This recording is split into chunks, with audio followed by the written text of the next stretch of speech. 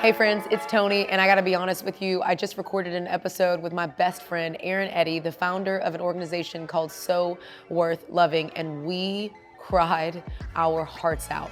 We talked about what it's like to show up for someone in your life who's dealing with a lot of grief and a lot of pain and how to really do that well. Then we take a real sharp turn and we talk about what it looks like to know your worth when it comes to relationships. What does it look like for you to date with God in mind? And for me and Eryn, we haven't always gotten that right. And so we share with you our very painful journeys of insecurity and figuring out how to place our worth in Jesus and not in men. Trust me, this is an episode you're gonna wanna share with all the girlies. Check it out. Hey friend, it's Toni. I gotta tell you, it's been a long time coming watching the Lord redeem and restore the Still Coloring podcast season 7. And I gotta tell you, what's really cool about this season is that I did not do it alone. I wanna give a special shout out to my 2 sponsors for this season of the Still Coloring podcast. The first is an incredible video series and Bible study that I've gotten to be a part of for the last couple of years called Unshakable Moxie from Our Daily Bread Ministries. And the second is Bark Technologies, the leader in parental controls and safer tech for families. Now listen, if you've been listening to the Still Coloring podcast for a while, you know that Bark Technologies is my go-to choice when it comes to helping keep my daughter, Dylan, safe online and in real life. So I'm super grateful to Bark for giving parents who are raising kids in the digital age actual peace of mind. And wow, Our Daily Bread, I'm so grateful that I've gotten to be a part of 2 seasons of Unshakable Moxie.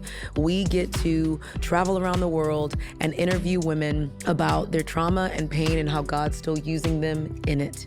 So if you have time, head over to unshakablemoxie.com and check it out. It's good stuff. I'm so grateful for these 2 partners for helping to bring this season of the podcast to life. Well, hello, friends. We're here with another episode of the Still Coloring Podcast, Season 7. It's called Toni and Friends. We're talking about deep and intentional community. And I thought it would be a great idea to bring you into my real life community. All of the guests that have been on this season have been my real life friends that have been journeying with me, that have seen the real ratchet, crazy, nasty days, okay? But they've also seen what redemption really looks like when you're okay with being brave enough to be broken, to be honest, to heal out loud, and to do the best that you can, because honestly that's all we're trying to do is the best that we can. And I'm so excited because I do feel like this episode is like one of those ones that's been a long time coming. Me and the guests today have been friends for oh my goodness, 10 years, I mean, I don't even know, 8 years maybe, good Lord, almost a decade. And we've always talked about having a conversation together because we have always had really deep conversations. Like, it's just been our friendship. Like, we just go deep or go home. We dive into the hard things. And we've always said, man, we should record this stuff so that people can hear when, like, friends, real life friends decide that we're not just going to be like shallow and talk about our manis and petties and what we have to wear, but we're really going to lead into the hard things together so that we're equipped to be with each other in the hard moments.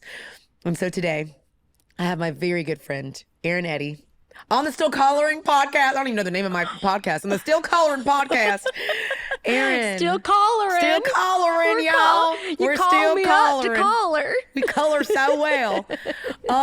But maybe it's because I'm like kind of maybe mimicking that you have a small little country accent. I don't know where that came from. Oh my gosh. Eryn, how are you? How do we find you today?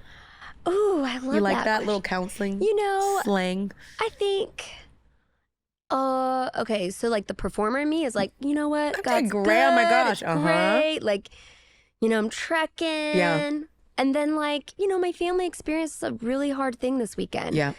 And by the time this probably comes out, it will Next have month, been girl. It's okay. We got about a month. a month. Yeah. Just a tragedy in our family. And so Yeah. now it's like, when there's tragedy, you got to put your ducks in a row and Yeah. you try to figure out, but you also have to leave space for grief and crying. And so you're finding me in the in-between of like enjoying being with my friend right now. Yeah. And like, but also like I cried like 3 hours ago. My eyes are puffy. Okay. Yeah. I texted you last night and I just wanted to check in. I had been recording all day and then I was just like right before bed, I was like, I need to text Eryn. I need to see if she's okay, if she's still okay to do the podcast. And it's so interesting because I entered the conversation really somber, like, hey, like, I totally understand if you don't have the capacity to do it, it's fine. You were like, no, I'm there. I'm like, good girl, because we're literally literally talking on this episode about how to be with your friends in grief. And we'll also hit a little bit on how to not find your worth in these ratchet little boys out here. Okay. We'll hit on that later. I have a lot to say on that. But I just thought, like, how kind of God to turn a really painful situation. And I mean, here's what's great about your family is that they're okay with being seen in the broken. And so you've been posting about them. Our friends have been posting about them. There's a GoFundMe page. We're going to link that in the show notes so that if any of you watching, listening, wherever you are, just like, I'm okay with helping a stranger. Okay. And our family, there was a huge fire, lots of things lost, from childhood. And so we want to sit in that, but also we want to do something, right? And I think that's the beauty of sitting with friends in grief is that not only do you get to practice witness, which you have quite literally been to me. I mean, I can remember being at the USPS store and I just felt that lump come up and I just start crying and I just called you. And you just listened to me cry. And I was like, I think I just need a moment. Do you remember that? I mean, but you're the one. You're the one that I call because I know that you're just going to sit in it with me. And then when I'm ready and not before, you'll move to action. And so I wanted to be that for you this week. And I'm really grateful to the Lord that he is doing for you and your family what I think he's been doing for me, which is making sure that I know that the pain is not worth it at all. And also letting me know that it won't be wasted. And sometimes I feel like when you're in deep pain and loss and grief, God moves a little quicker on making sure that that pain is not wasted, showing you, no, I'm going to bring some purpose from this. And today we get to talk about what it looks like to sit with your people in grief while we are sitting with you in grief. And God is quite literally using the pain that you've experienced and the loss already days later. Well, you know what's so crazy is that we scheduled this recording months ago. This tragedy happened just last Saturday. And today is Wednesday. Which is crazy. Days. And you know, I think, so my parents experienced a lightning striking on a 20,000 square foot barn, has all of our family heirlooms, legacy pieces to like boxes of like childhood photos. Like, I don't know if we have any photos of me as a kid anymore. Like just like photos of me and my sister and our dogs and all the crazy animals that we had. And just and my grandmother passed away. So we put all of like some of the things that we acquired in this barn is like a glorified barn, really a store. We've had it since 1973. Lightning strikes, lights on fire, 4 hours later, you can't put it out.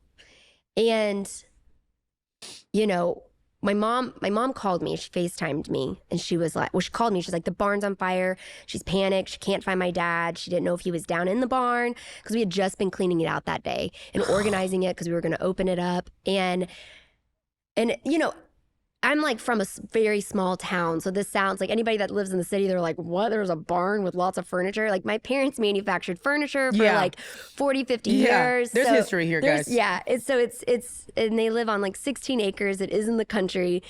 And so when she can't find him, she's panicked. I FaceTime. She tells me that there's a water hose that's trying to put this thing out. The guy thought it was 2,500 square feet. Ends up being 20,000 square feet. So he got his notes wrong and he's doing it on his own. And I FaceTime her, I see it, and the flame is huge. And the problem with the building, and I think there's an analogy here. The problem with the building is that what's good is that the first floor is all concrete. So, I mean, it's like cinder blocks. The second floor falls into the first. So it makes a bigger flame. What's good about it is that the flame can't get out to hurt other things. It didn't spread. But you can't get the water in, so everything burns. And we just watched it burn to the ground. And that was the only thing that we could do. When he told us, ma'am, so I packed up our kids and Matt and I, we drive up there because we weren't there. And we see the flames from the highway. And we're like, oh my gosh, like that's, like if you've ever experienced anything devastating, you're like, oh my gosh, that's That's it. Like that's the pain I'm going to drive towards. Yeah. So we're like, we knew that it was going to be hard. And so we were driving towards it. We get there, we get to the stop sign, we see that we can't even make up the driveways. We have to enter in the back way. We're like walking, and our youngest, my stepdaughter Livy, is like asleep in the car because we threw her in the car. She was asleep at like 11 o'clock at night. And I told the kids, I said, you know, we all made an executive decision, and our oldest, Hallie, I asked him, I said, hey, girls, like, do you want to go up or should we just stay here? And Hallie was like, no, we need to go. We need to be an emotional support for the family. Oh.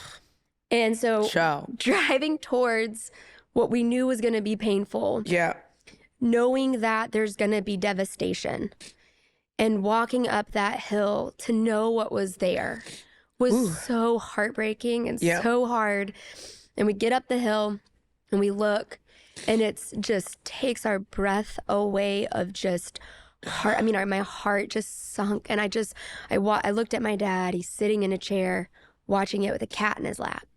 And when the final, God, your dad, I literally can see him. He's like the calmest, like just most chill dude. That's why it's like he's just sitting there, and I'm like, I go hug him, and he's just like, "Why are you hugging me? We're good." I'm like, "What do you mean we're good?" You know, I'm like, we didn't trek down here crying.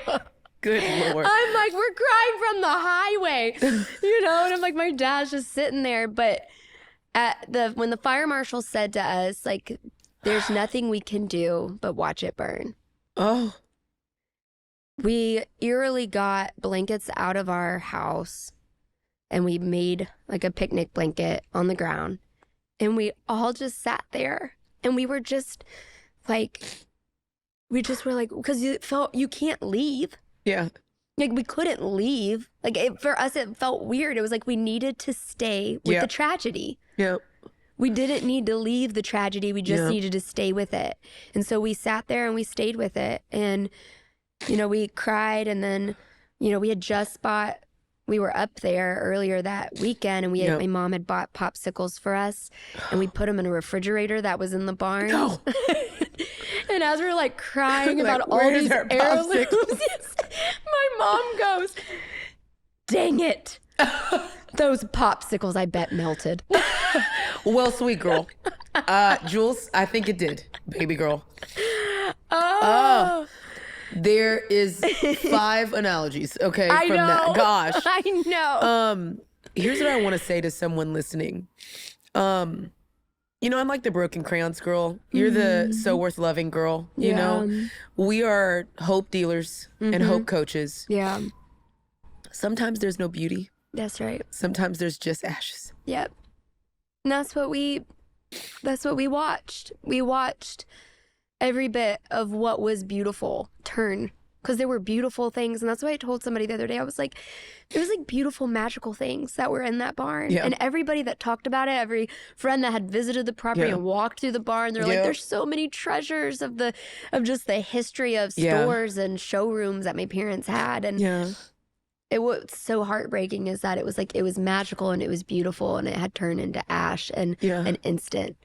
My mom said something beautiful the other day. She said, it took a lifetime to have what we had in there for it to be gone in a night. Oh.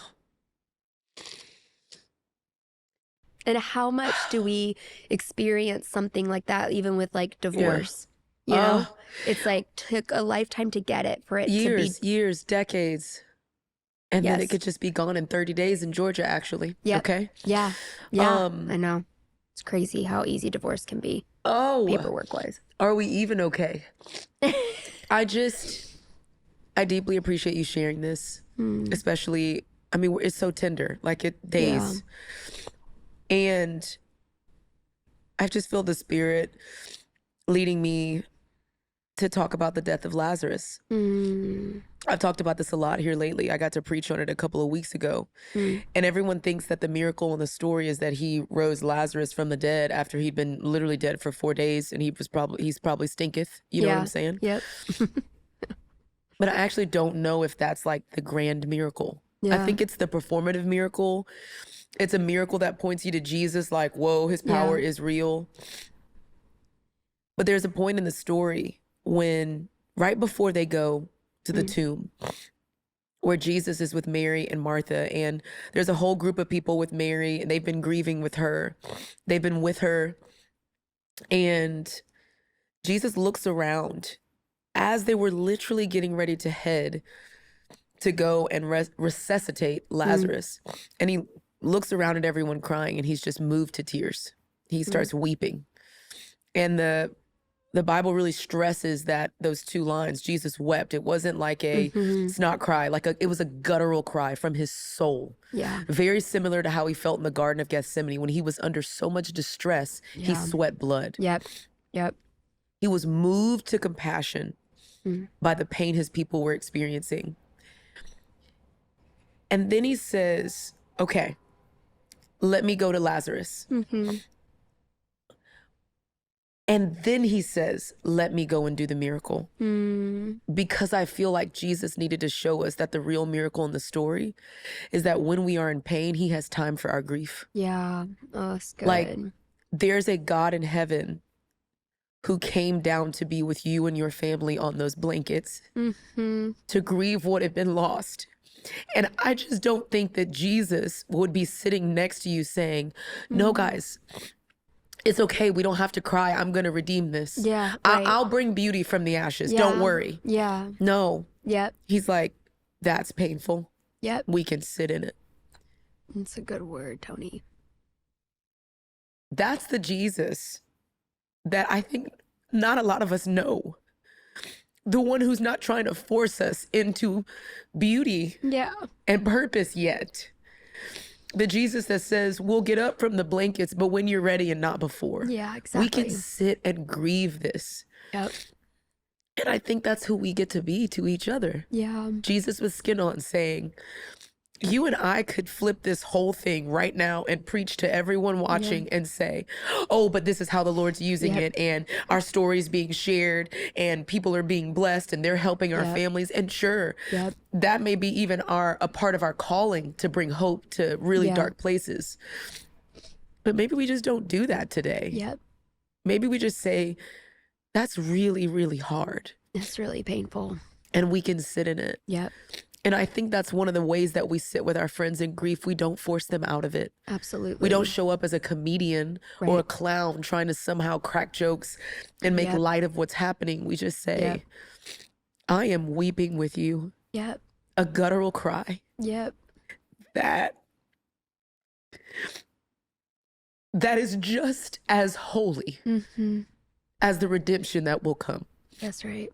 The grieving, the witness, the tending. And I just think that's like what the Lord has designed us for. Yeah. And I just wonder, Eryn, how it's been for you as the receiver of so much support to be helped. Because I think that's hard for us when we're in pain. It's so hard. I can't even imagine. I text our friends on the side and I was like, hey, everybody, I don't really know all the details yet, but I saw a post. We need to just be on standby. Everybody need to start praying. Okay, I don't really know. I saw your post, girl. I didn't know what was going on. I said, Lord, I text Anna. I said, help. What is going on? Help me figure out what's happening. I don't want to text her. Lord, I don't know where she at. But for me in this last season, it was very difficult to receive help. Yeah. I felt so weak and inadequate. Like I can't help myself. Yeah. How has that been for you? How have you made that lighter for yourself?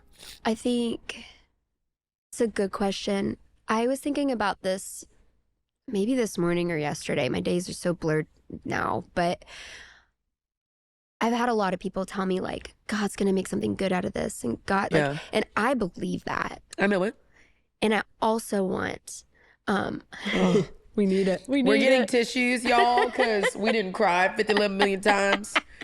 This is like real behind the scenes stuff. If you're watching the episode, Gio, our videographer, just threw us some tissue because we are just honestly, we've broken down. We've honestly hit a wall. You know what? We're and crying I'm gonna have about to things I blow didn't it think in we the. were gonna. Let me blow my nose outside of the mic, okay? Yeah, you just bear with us, guys. Keep all this in because y'all need to know this is raw and real. Wow. Get it out, girl. Get it out. A lot of it didn't come out because I sucked it back, honestly. I needed to do this a little bit earlier if I'm being real. Oh, my mom would be so mad at that I just did that on camera. Okay. Ever wonder how parents are handling that new rite of passage, giving their child their first phone? The best option isn't your old hand-me-down, let me just say that. It's the Bark phone, which is built specifically for kids. So what does a phone designed with child safety in mind look like? Well, first and foremost, parents can control almost every feature of the Bark phone. Want it to call or text only? You can do that. Want to disable all apps at bedtime? Not a problem. You can also manage features like whether they can use the camera or download apps. The Bark phone also comes with Bark's secret sauce, their advanced content monitoring. It'll scan their text, emails, saved photos and videos, and apps for signs of concerning content. You'll get an alert if anything's off, so you can check in and make sure everything's okay. And listen, y'all, these alerts can flag bullying language in texts or explicit images they may be sent, all the things you as a parent definitely want to know about. Bark will also let you block websites and apps so you can help protect your child from dangerous and inappropriate things on the internet. It is all about enabling your child to learn how to use technology more safely and in gradual steps with your supervision. Bark does so much more too, y'all, including custom screen time schedules, location tracking when your child is away from home. It's the best, okay? And it's the best thing to happen to digital parenting because y'all know it's crazy out here. Now listen, if you're not in the market for a new kid's phone, but you're still interested in keeping your kids safer online, Bark also has an app that you can put on iPhones, Androids, Chromebooks, iPads, and even Kindles. To check out Bark and how it can help your family, I want you to visit info.bark.us/Toni. I'll say it again. Visit info.bark.us/Toni. Check it out, y'all, and lean in. A lot of people have been texting you. Yes, so a lot of people have been reaching out, and I'm so grateful for like the people speaking life into it. Yeah. And I started reacting to what they were saying, like, that's right. Yeah. So I started bypassing just the sadness, and I thought, wait a second, I know what I know about me is that I can put on my big girl britches and go towards the storm. And I literally did that on my way up. You actually did. They went packing everybody up and going all on my way to the fire. And I it's almost like I needed to remind myself that I can trust myself to grieve and get out of it. Because that's the fear, isn't it? Yeah, not get out of it, but move through it. Yeah, it's like if I actually allow myself to grieve, I'll never stop crying. Yes. Yeah, like that would be my forever. Yeah. Like I like, and I think maybe people also may feel the fear of that if you sit on it too long. Yep. It's going to consume you. You won't be able to get out. You're going to be a Eeyore out here. And I said to myself, I said, Eryn, it's only been 3 days. You can be sad. Babe, you're right. Like I'm crying like it's my family. I mean, it is my, I love y'all. You know what I'm saying? But I'm like, I'm not over it. I know you shouldn't be. Okay. Yeah. But I think I did that though. When I look back, I think I did that during my divorce. Yeah. I think that 100%. I didn't want people to think that I was broken, so I've just fast tracked, and then I used vices to cope and never faced the grief of it. And never faced the things I needed to own and faced the things that I didn't need to own. And so I think in this moment, in this week, I just said to myself, I was like, I just need, when somebody asks me, how am I doing, or how they can help, or if they tell me like, God's good and he's going to make something of it. All I've been saying is, yeah, but thank you. And we're so heartbroken. Yep. And I've just been saying that, and we are heartbroken. Yep. And that is okay for me to be. Yes. You said something just now, like, I don't want people to think I'm broken. Mm-hmm. Why do we do that? Why don't we want that? I don't know. I think it's... I don't know. I don't know. For me, I think it's pride. If I'm honest, for myself. Yeah. I think it's a pride. Yeah. I think that I want to appear strong. I mean, I am a 7-wing 8, and that 8 can flap strong. Baby, the challenging over there. And so I'm a hard shell with a ooey gooey center. Okay. I love ooey gooey. That's actually really good. I'm like one of those chocolates, you know, like the eggs where it's like they're hard on the, and then you but crack it's like it a open, Charleston it's like, chew. and then it's like, whoa, it's gooey, gooey. inside. But you know what's funny about you is that your hard outer shell is like fun. Yeah, that's my 7. It's like, I'm just going to be fun and everything's going to be great. We're just going to laugh. That's it. But on the inside, I'm melting. I am all literally gooey. Yep. in Atlanta, Georgia, in the hot. Okay. Exactly. But you know, you asked me the question like, how has it been like receiving help? I think it's really hard to receive help. Yeah. And then when you don't want to admit that you're broke, this is a broken thing. I'm literally heartbroken and I actually need it. Yes. I need the help. I think I've just learned over the years that I need to just say like, I'm heartbroken and just let that, like I said, like let that just be.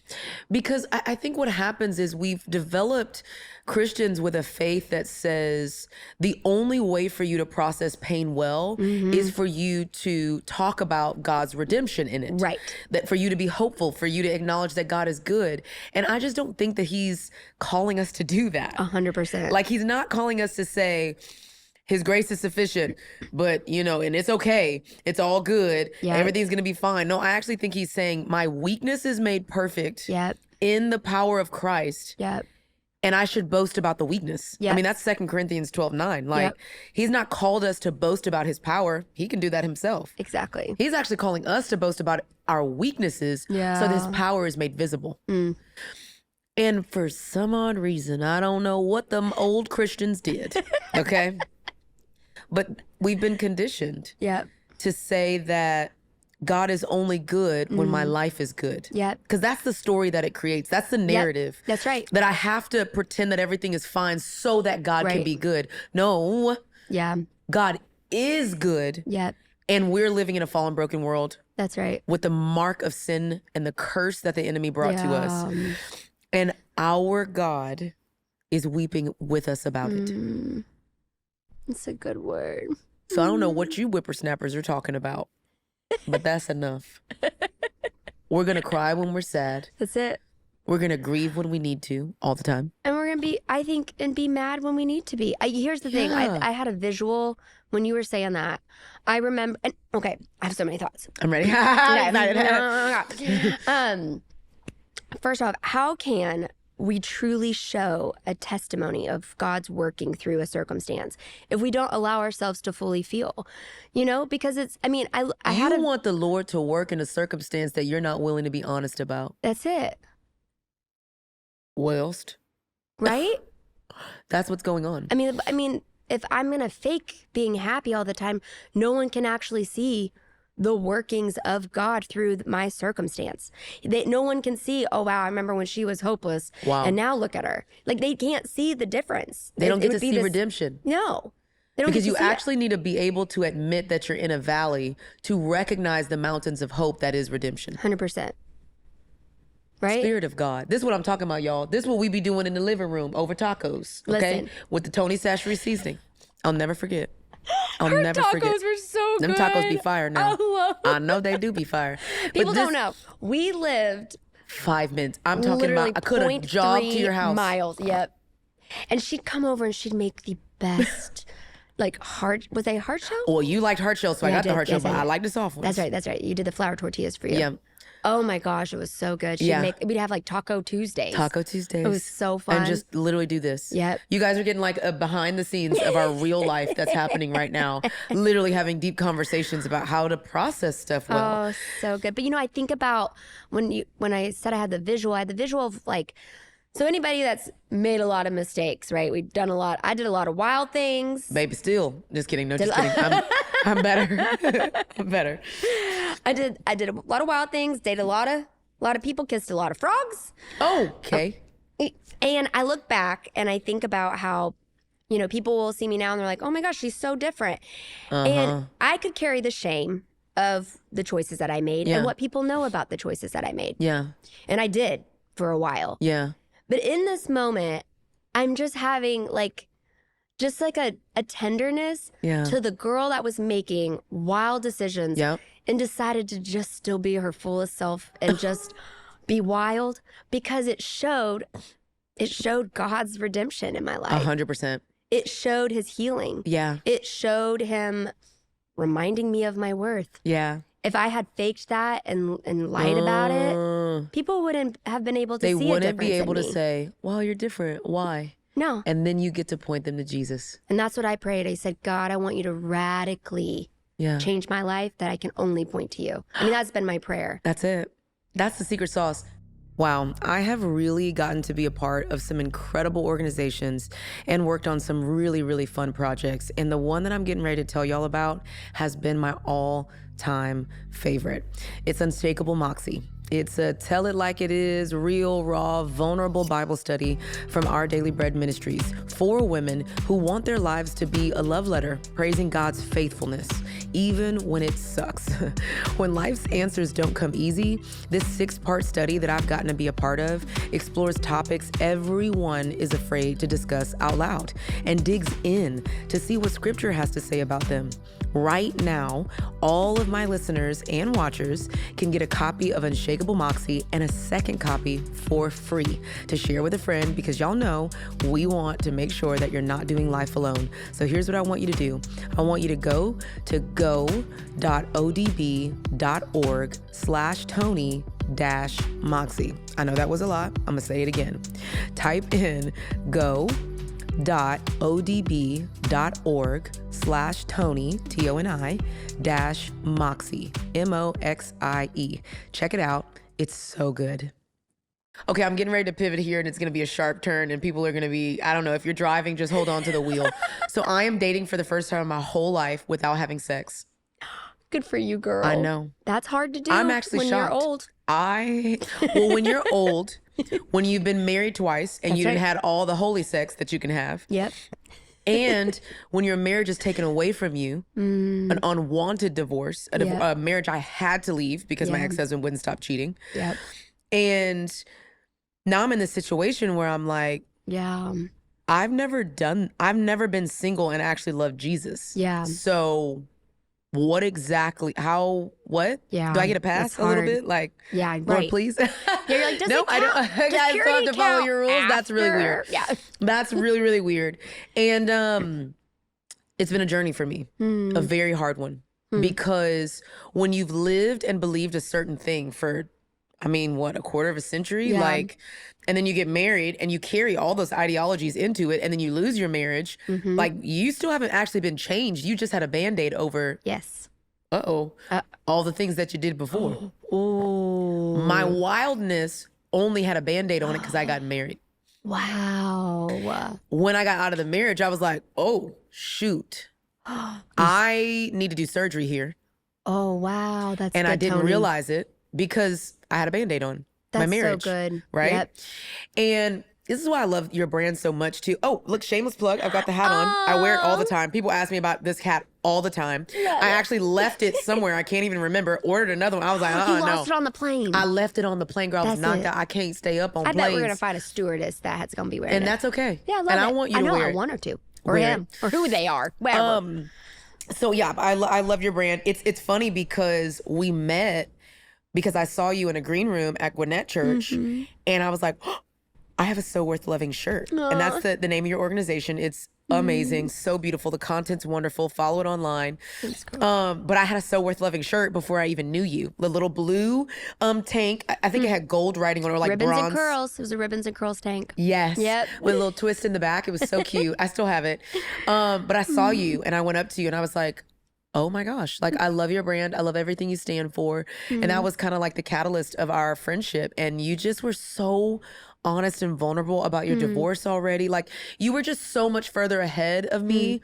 And I just was trailing along trying to figure this thing out. Yeah.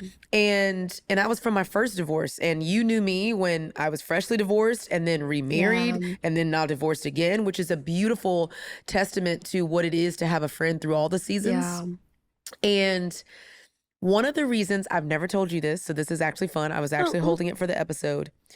One of the reasons why I do wear this hat so much is because I realized that the reason why I had given my body so freely is because I didn't have value and worth assigned to my body. And literally, as a preacher of the gospel, to realize that as I'm leading, preaching, creating content, writing books, to go through a divorce and realize oh my goodness, I've actually never had self-worth in this area. This hasn't been healed. Surgery has not been done on this. And so that's, you know, why I wear the hat. It's just because I need to remind myself to know, like, no, I'm worthy of a man choosing me, not because of my body and even because of my gifts and talents, but because of who God created, just me. And over the past 2 years, I've been healing that part of me and wearing this hat along the way. I just wonder, Eryn, how did you get there? I mean, I've seen you through some wild seasons too, you know what I'm saying? And it's, I mean, you don't even know, like, the way that your marriage to Matt has inspired me. Like, to see you go through a divorce while being in ministry and having an organization and losing so much like I did. And coming out of it with so much debt like I did. And stumbling through dating, trying to figure out, like, how do I honor God? And I don't even know what this is. And then to see God redeem your story and give you a whole family really does give me so much hope. Like, this for a second there, I was like, all men could burn to the ground. I remember you being like, I'm not gonna ever. I have so many tissues like, I'm never everywhere. Gosh, but I don't feel that way anymore. That's how you know I wasn't healthy. Because I was when like, you said you weren't gonna date, I was like, okay, she's in that season. She's gonna shoot that man on the first date. The questions that I ask: are you living a double life? Are you a liar? Are you gonna kill me and eat my children? That's when you know you're not ready to date. Okay, by the way, those questions you'd ask. Are you? Guys, this is disgusting. I've never cried so much on my podcast. I don't know. Anyway, oh my gosh, Toni, I'm better now. I'm dating. It's been so good, much. and I'm dating with Jesus too in the middle, and that's really good too. Anyways, and that's scary when you're not used to that, because health can feel so scary. So when you're used to chaos, it feels like you're normal. Yes. When you run across healthy, you be like, this is bad. It's so like, true. No, it's just foreign, sweet girl. Calm down. Let the Lord do a work in you, okay? I know. It's like, it's either you think it's scary, it's boring. For me, it was like healthy was boring. I remember when Matt first texted you, you were like, Matt Adkins text me. And then he came and he was like, I read your book. And you were like, what? A man supporting me? How weird is that? We literally were not used to healthy. I know. I was like, he joined my book launch He joined team. my book club. Like, that's so weird. This man literally is showing me and Jesus to you. And you're like, this is awkward. I know. I'm like, I don't know what he's wanting. Yeah. I don't know, like, if he's interested. I can't tell. Yeah. I don't know if he's just lonely in his apartment. Like, all these, like, just belittling. I know. Arrogant. And this man was healthy. We were looking he dumb was out healthy here. And it's just so. Praise the Lord, you went for it. So I don't even remember what I really told you to do. You told me. You said. I told you to go for it. Yeah, you did. Oh, wait, right here. Guys. It's like a Band-Aid. Welcome to the podcast, okay? Spirit of God, help me. I did tell you to go for it because I was like, if you got to get... Oh, wait. I was like, listen, it's the season of the lame Leary. That's what I said. Now, thankfully, Matt is very attractive and he's not lame. But at first we thought he was. And so we were like, go for it, girl. You're going to need to get him. Just go ahead and get him, girl, because at this point we can't get the man of our dreams.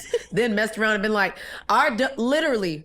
The both of us. No, this is the man of your dreams. What are you talking about? Oh my gosh, he is. And I prayed for him. And I literally prayed. Okay, we need to talk about that. Yeah, we need to help the girls. Yeah, we need to help the girls. Because why is that the case? Yes. Why is it that we will pray for a good man, mess around and stumble upon one, and we're like, well, he's not cute enough. Oh my gosh. That says more about us, right? It does. It is What an does it say about infection. us? I think it's an infection in your heart. Oh, God. And I had one and I need some antibiotics for it because Some strong ones. A Z-Pack to go quick. Yep. And a steroid shot. And a steroid shot right in the booty. That's right. Jesus. Because I had prayed for somebody that was steady and that wanted to do life with me and like wanted to like I don't even like budget together and like just like little things were on my list. Like I want to talk about money together and like budget and build a future and goals and like milestones, but then like the little nitty gritty things and like cook together and do devotions together. And all these things, you know, that you like have on your list that you pray for that you want. And like, first off, I don't think you can find a man that can check off every box. Correct. I mean, we're human. I mean, these are not robots, but we can maybe get one. But you know what I'm saying? And then AI, like the Lord blessed me with built one. it. And then I'm like, oh my gosh, he's like telling me what to do because he wants to budget and blend family together. And like, he actually wants to do healthy things that I prayed for. And I'm like, whoa, claustrophobic, soon, claustrophobic. What are you talking about? Like in marriage, like when we got married, I was like, whoa, this is, and I'm like, I have prayed for this. Yeah. And I would feel this like I'm starting to nitpick the thing that I prayed for because I'm scared of it. It's fear. Dang. It's fear. It's fear of the unknown. It's feeling like you're not worthy. You know, it's feeling like I'm not worthy of to be seen, be vulnerable. Yep. And even to show, like I remember when we first started, when we were like doing premarital counseling and we started talking about finances and I was letting him in on like looking at my bank statements together and he's helping me budget because he's really good at it. He got to come build mine. Oh, he's Please so come good. look at these accounts, Lord. And, you know, I'm sweating. I'm like, oh my gosh, I'm I don't want nervous. him to He's going see to my judge stuff. me on how I spend my money, you know? And I just remember having, and I have, you know, past with like money used to give me so much anxiety. So it was like a thing for me with him. Yeah. And he's like the most calm and just move this over here. Yeah. And maybe spend a little less right here. Yeah. Just help me. He didn't even should any of me. He wasn't like, you should, you did. None of it. But I just think that there's this fear with healthy that we are either fearful. Yeah. I think we're scared just to be seen. I think we're scared for somebody to tell us that we're still good, even if they see the messy. Even if they see the messy. If we're vulnerable and we're shown as like, you know, not strong or maybe we are strong by being weak, you know? Yeah. I think that it's just fear and it's shame. And it's like, the interesting thing is that the mark of a healthy person is a person that's curious about you. Yeah. And yet that curiosity scares the mess out of us. It does. But the mark of health is, I want to get to know you so I can care for you better.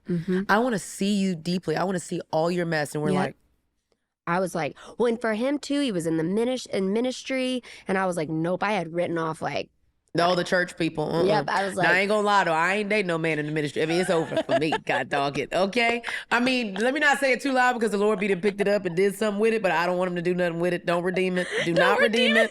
Don't redeem that part. Don't redeem that part. But I just never in a million years thought the man that I married was no, gonna truly, be the man I did not. I thought you were gonna marry married. like a musician or some kind of cool rock guy or something like that. He is a musician and Dang a rock. It, he is a musician. What am I talking about? He was in a rock band. He went on tour with. He like toured for like 15 what am years. I even? No, truly, I'm still doubting that this is the man for you. This is my unhealth showing. This literally is the man of your dreams. What are we freaking talking about? I know he can play guitar like the back of his hand. No, truly, and as an incredible music director, what am I even talking about, girl? The Lord didn't gave it to you, and I'm still shocked. Okay? He done did abundantly more, and we can't even grasp it. We like, Lord. I thought you were gonna date a musician. He is a musician. I thought you were gonna date somebody kind, girl. Well, he is kind. I thought you were gonna date like someone that's like a good dad. Okay, he is a good dad. Dang it, dang it. He's like so present. He just is checking those boxes off, you know? But it's just like the very thing, you know? Go ahead. I didn't think I was deserving of him because here's the thing. After I got out of my divorce, or when I went through my divorce, I threw myself in the dating scene. Yeah. No one I met my former husband when I was 17. Wow. Then I'm single at like 30. And I don't know how to have, like what you said? No boundaries. Didn't know how to have boundaries. Just out here, Lord, let me not even go to get into it. The surgery that I had to do was seeking attention. Yeah. Wanting people to validate me, whether it was just like through social media or if it was a guy that found me attractive. I just wanted to be so validated and seen as so loved, and not even loved, just like pretty and special and just like, oh wow, she's like, you know, she's so cool. Like, I don't know what cool. She's I don't edgy, know. She's creative. Yeah, all of it. I just wanted all of it. Yeah. I was an attention seeker of all the sorts, and when I dated a lot of guys that gave me that instantly. Yeah. And then, you know, character flaws start showing up, and I'm like, these are scary things, and these aren't This healthy, is and this not isn't okay. steady, and I'm giving my heart to this person, I'm giving my body to this person, Yeah. and I'm not healing anything that's going on inside of me, to then taking a break from dating completely. I remember I'm dating Jesus. I remember. dated Jesus. And he gave you that beautiful vision of him on the cross. I remember. Girl, do you remember though when I dyed my hair? Right. I mean, truly, you were like, you had become a nun. Did you help me do that? I think you'd become a nun. Did you help me do the I think you sent me the dye? colors. Or something like that. I did not put it in there because I ain't about to do that. But you did have a moment where you're like, I'm a nun. I'm literally a nun. I dyed my hair because I was like, I'm changing not gonna be a everything. blonde, because I thought when I was a blonde I got more attention, and so I was like, then when I was a brunette back in the day, so I was like, I'm not gonna be a blonde anymore, I'm gonna be a brunette. Yep. And I was like, okay, that's where we are. Cool. So extreme. But I mean, but here's the deal. Sure, it was so extreme, and healing is extreme. Yes, I had to do Sometimes that. there are the other day, I literally had a romper on that I had for years. I'm talking about probably since college. Yeah. Went through my first marriage with this romper. Yeah. Second marriage with this romper. It just was like so comfortable and cozy. I'm not kidding you when I tell you I put it on the other day and I felt the Spirit of the Lord say, throw it away. And my crazy self said no. I ignored it. I was like, oh, but it's so comfortable. It's soft. It's flowy. My booty look good in it. You know what I'm saying? I literally am picking up my son, and I was not picking him up. He wanted to get up. Yeah. And he grabbed the middle of it because it was like a little button. Oh, okay. And it ripped down the middle. And I literally was like holding, because he was trying to get up. He was like essentially climbing up me, and ripped it. And I had no choice but to throw it away. Because I feel like sometimes healing is extreme. And the Lord is like, that's a mark of your past. Get rid of it. That's got some spirits on it, probably. Get rid of it. Yep. Like, people joke about this whole healing journey, but when you start to get serious about who you want to be and how you want to change, you'll stop playing around with Band-Aids and you'll start doing some real surgery. And real surgery is going to require a lot of you. And I like it though, because then you are conditioned to recognize what's not healthy and quickly cut it off. You don't even play around with the unhealthy. Right. Nope, not doing that. Don't want to go over there. And I think that's what's needed. I completely agree. I mean, I quit listening to songs that were lyrics that like sexual and I could hear stuff. them now, and I have no. I mean, I don't listen to them, but I could hear them, and they would not affect me. Sure. Back then, Nope. oh, my little Jezebel spirit just loved us listening to them. You know, and Jezebel spirit is crazy. No, but it's true. It's true. No, I mean, there's certain things I that's why I had cannot to be watch. I'm not extreme. about to be into sexual movies. No, because I beat in. I was so prone to like just I wanted to be desired sexually, and I wanted people to just I wanted men to just find me so attractive. I know. Because I felt so icky. Yeah. I felt so already nasty from all about the myself. things that had already happened. Yes. And then what happened was, and me included, we were finding our worth in men and not our savior. Exactly. And when you try to outsource your worth with humans, it will return void every single time. And I am learning that over and over and over again in this season, that it has to be rooted in Jesus. Yeah. It has to be rooted in Jesus. It has to be rooted in Jesus. And from that place, the overflow of your worth that's surrendered to the Lord is health. Yes. Healthy relationships, good decision, better decisions. It's boundaries. Yep. Like, we can't just be spending the night. Like, I can't. Nope. You trying to, and then if you mess around and find yourself spending the night with somebody's son, you need to go to bed. Okay? My friend told me this, because I've been talking to a lot of friends about this. How do I not have sex before marriage? How do I date and honor God? Blah, blah, blah, blah, blah. And one of my friends said, if you find yourself in a bed with somebody's son, go to sleep.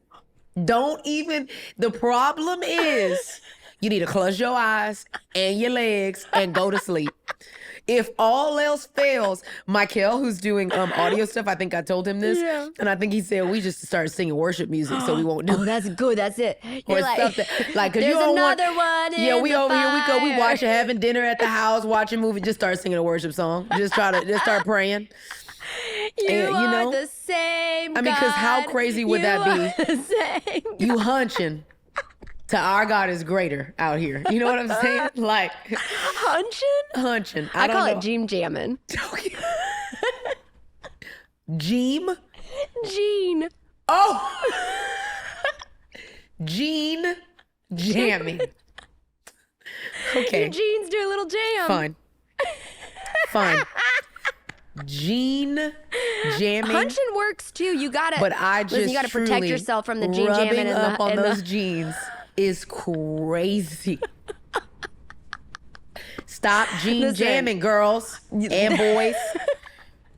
Listen. That is perfect. I've literally never heard that. And that got me. Okay. Listen, I learned that when I was 17, you know? And I'm proud of you. Well, okay? I didn't learn how to jean jam. We gotta go. No, okay, anyways. Y'all, listen. Okay, I don't even know. I gotta end it and I don't know how. Okay. Right. So, let's just real Give quick. us our last wrap. thoughts. Yes. Okay. So we were talking Jean about jamming. feeling unworthy. So Okay, sorry. we're talking about feeling unworthy of love. Yep. And finding our worth in men and things and vices. Yes. So where have you landed with I that love that journey? you're interviewing me. It's my I'm ending the podcast. Here we go. Ask me the question again. So where are you in dating? Yeah. And like it's scary. Yeah. But it seems like your smile is that you're enjoying it. I am enjoying it. I decided that I would have a conversation and be honest about who I want to be. And I think that was one of my greatest fears is that I deeply longed for men to want me and to choose me. Yeah. And so instead of having the hard conversation on the front end, I just kind of drifted into it with no morals and no boundaries. Yeah. And now I'm having these conversations on the front end just to let you know I actually love the Lord and I'm actually surrendered to him now. I am not a fan of God. I'm a follower. And here's what that means for me. I am about to be having no sex. Yep. That's crazy for the first time in my whole life. And it's been surprising because there was one guy who responded and said, that's going to be really hard, but I want to honor your body and your choices. And even if it doesn't work out as I'm like dating and figuring things out, even if it doesn't work out with that guy, I'm really proud of me. Really proud of me. I'm proud of you too, Toni. Wow.